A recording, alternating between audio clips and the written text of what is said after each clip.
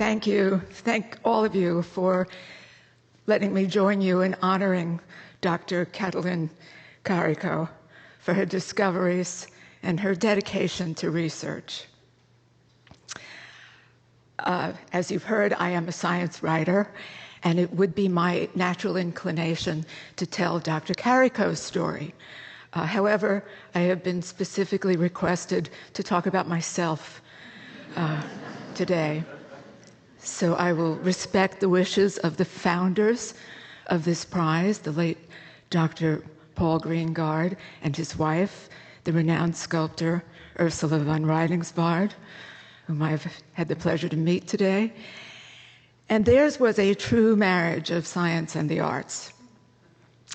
And according to their wishes, this ceremony often pairs an acclaimed scientist, such as Dr. Karikó, with a woman non-scientist, such as myself. So I am pleased to tell you that in all my 75 years, I have never been the target of gender discrimination, with the possible exception of the admissions policies at the Bronx High School of Science, where we were told that boys, this was at the entrance exam, that boys would be admitted preferentially over girls in a ratio of about 4-to-1. And no one thought that was odd or unusual or even unfair. It was just the way things were in 1960. As a student at Bronx Science, I had wonderful experiences. I got to take a senior elective in analytical chemistry. I also took special English department classes in dramatics and creative writing. And I've often wondered why none of my teachers or advisors ever suggested a career path in science writing. It would have saved me so much trouble. Possibly they were as ignorant of that option as I was at the time. So it took me 5 years to get through college for all the changes of major, and then another 4 years of false starts and the wrong jobs before finally stepping into a job with the title of science writer at Cornell University's News Bureau, where my beat covered everything from the engineering school to the veterinary college, the synchrotron particle accelerator, 2 marine laboratories, a laboratory of ornithology, and a giant radio telescope in Arecibo, Puerto Rico. What I learned on the job as Cornell science writer, interviewing faculty from all those different fields, outweighed my entire formal education. Since leaving Ithaca in the mid-1970s, I have worked almost exclusively as a freelance writer. I've held only one other full-time job, and that was in the science news department at the New York Times, where one day my editor volunteered me for a stint as a human subject in a research project about chronophysiology, or as we called it, sleep lab.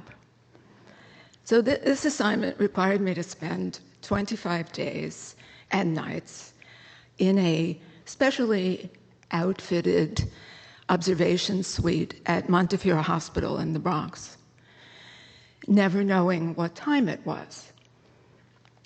The goal was to see what would happen to me, to my circadian rhythm, to markers in my blood and urine, in the absence of any time cues. So I had temperature sensors plastered all over my arms, legs, torso, also had a rectal probe. I had a catheter from which the team drew frequent blood samples. I later learned the frequency was approximately every 20 minutes. At night, the tube from the catheter was passed through a hole in the wall next to the bed, so the sampling could continue while I slept. Also at night, I was wired with electrodes on my face and scalp to chart the stages of sleep. It was a singular experience. I was the first woman to be tested in that facility. And I think the reason the researchers accepted me was because they anticipated some positive publicity from hosting a Times reporter. What were they thinking? Before my participation, they had intentionally excluded women out of a concern that the menstrual cycle would mask other, more subtle patterns of interest. I'm often struck by how little research is conducted on women or on females of any species, as though males don't have hormones.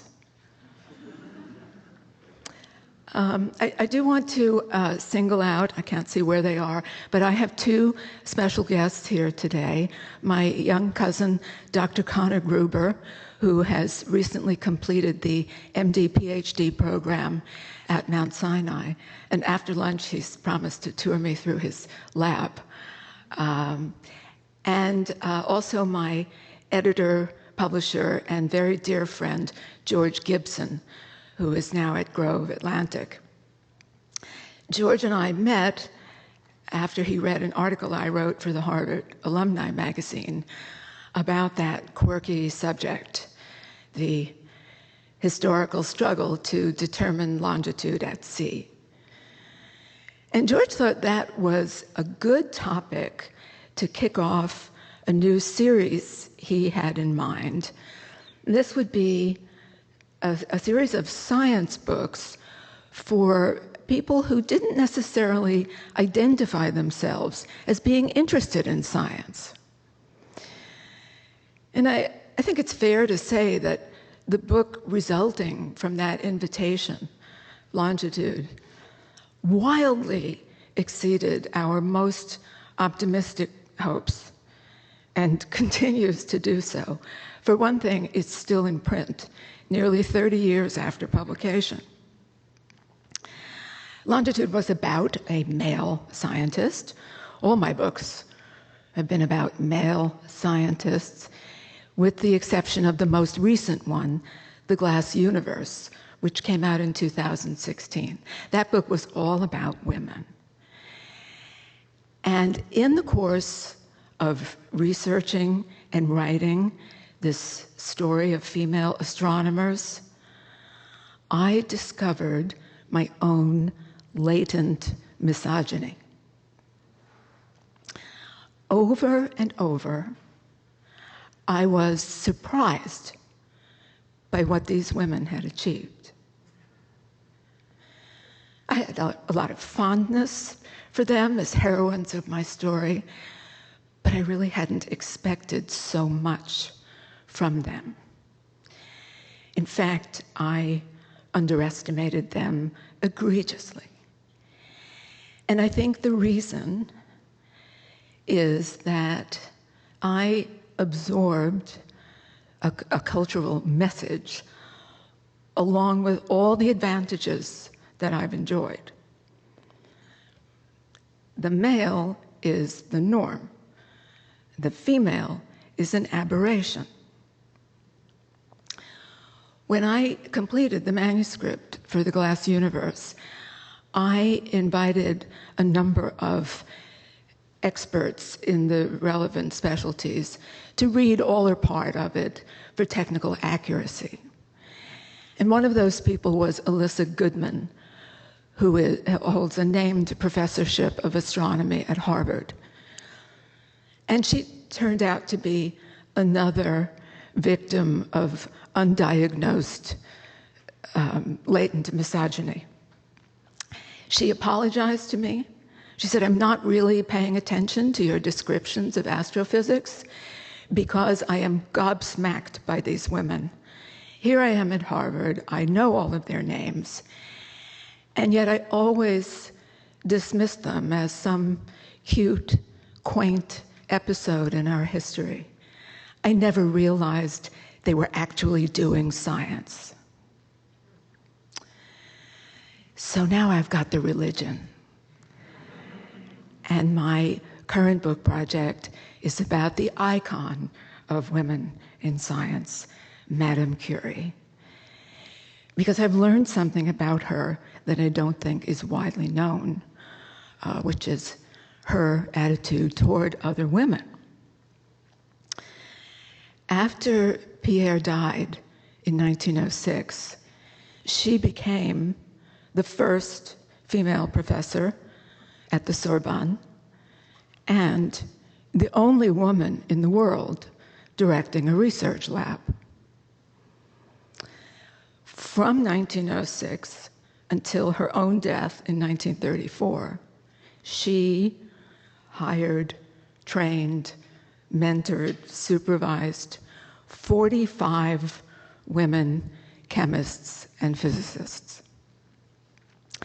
At the same time, she raised her own 2 daughters, one of whom, the older girl, Irene, followed her into the lab, eventually took over as director, and became the second woman to win the Nobel Prize in chemistry. This prize, the Pearl Meister Greengard Prize, affirms a woman's rightful place in the scientific enterprise. By its very existence, by its description, by its design, by its distribution through the Rockefeller University, it proclaims there is no shortage of outstanding women scientists. And from that worldwide pool of talent, the selection committee chooses the most distinguished, the most deserving. And I'm so pleased to have a part in today's program. Thank you.